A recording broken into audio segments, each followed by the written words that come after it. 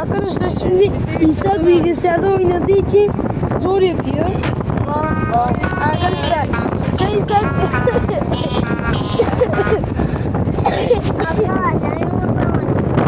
Arkadaşlar bilgisayarda yaptığı için zor yaptığı için şimdi arkadaşlar ben de bilgisayarda yapacağız. Nereye basacağız? Şu düğmeye basacağız.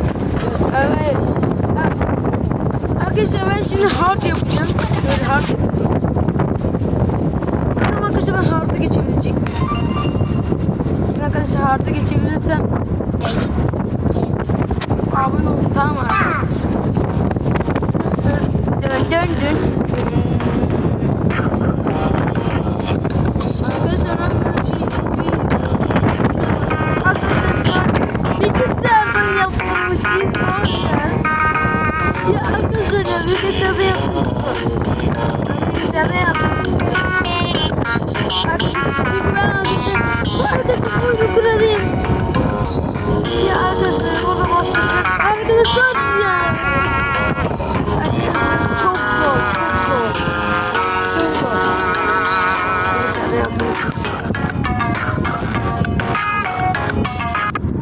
Arkadaş ya. Of ya. Vallahi